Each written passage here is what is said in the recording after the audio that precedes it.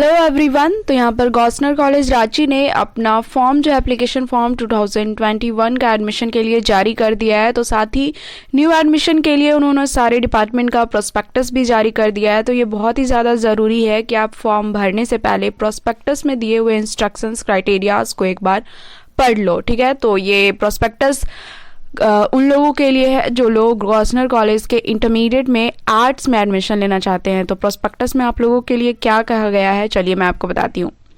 तो यहाँ पर देखिए, यहाँ पर बोला गया है कि submit the form online with all required information. आपका यहाँ पर एडमिशन ऑनलाइन ही होगा, यानी आपको सबसे पहले ऑनलाइन माध्यम से आपको सारे फॉर्म्स भरने हैं। इसके बाद cut off marks will be announced in due time thereafter. आप लोग एक बार जब ये सारे प्रक्रिया समाप्त हो जाती है, इसके बाद आपका कट ऑफ मार्क्स निकलेगा और साथ ही कॉलेज आपका सिलेक्शन लिस्ट जारी करेगी। इसके बाद देखिए, फर्स्ट पॉइंट में आपका downloaded copy of uploaded admission application form. यहाँ पर बोला जा रहा है कि आप लोग जो भी सारे डॉक्यूमेंट्स जमा करोगे एट एंड आपको एक एप्लीकेशन फॉर्म वहाँ पर शो होगा, उसे आपको डाउनलोड कर लेना है। इसके बाद सेकेंड है original and photocopy of all educational and other certificates and testimonials for verification and 2 coloured passport size photographs. आप लोगों ने डॉक्यूमेंट में वहाँ पर जो भी डॉक्यूमेंट्स जमा किए होंगे, 10th के मार्कशीट वगैरह जो भी है, आपका आईडी प्रूफ वगैरह, सबका आपको हार्ड कॉपी यानी कि आपको ओरिजिनल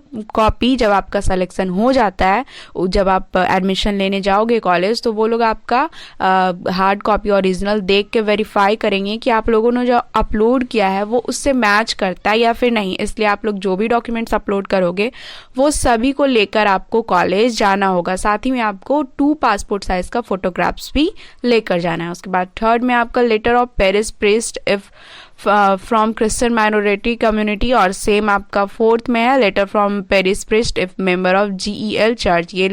ये वाला उन लोगों के लिए जो लोग माइनॉरिटीज़ में आते हैं, जैसे कि SC ST लोग, इन लोगों को ये वाला लेटर लेकर जाना है अगर आप वो लोग क्रिश्चियन माइनॉरिटी कम्युनिटी से या फिर GEL चर्च के मेंबर हैं, ओके।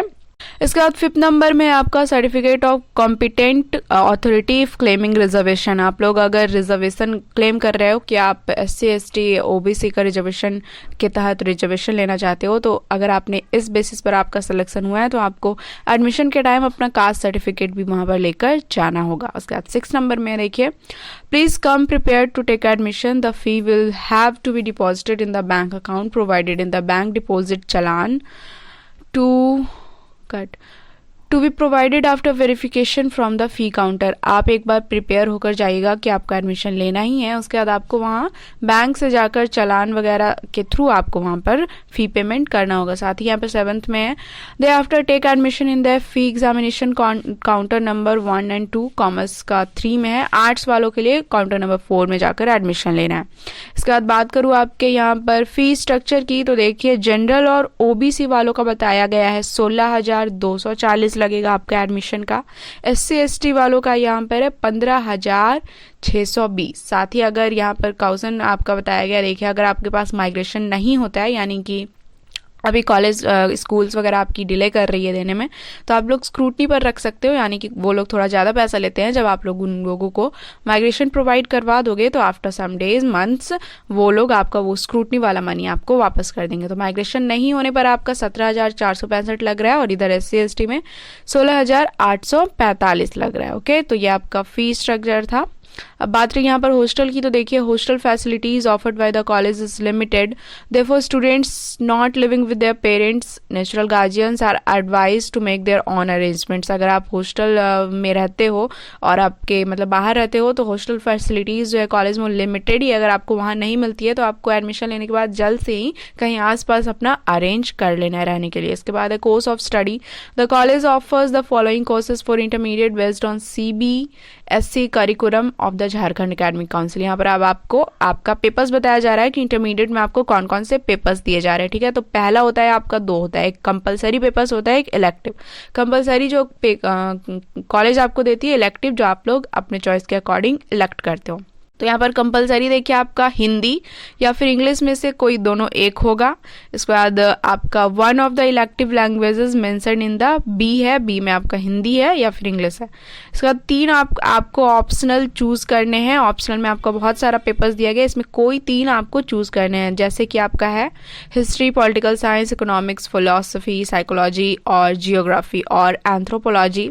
इसके बाद Hindi B for non Hindi students language to be offered as compulsory subject में आपका Hindi, English, Bengali, Urdu, Sanskrit, Santhali, Mundari, Kurukh, Kharia, Nagpuri. Okay, one of the following languages to be offered as elective language by all the students of IA. यहाँ पर elective language में आपका है Hindi, English, Bengali, Urdu, Sanskrit, Santhali, Mundari, Kurukh, Kharia, Kurmali, Nagpuri.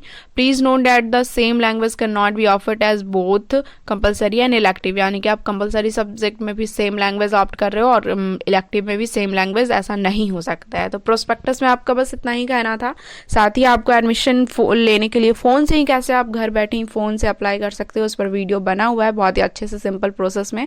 आप उसे अच्छे से पहले देख लेना, उसके बाद अप्लाई कर देना। Okay, so all the very best.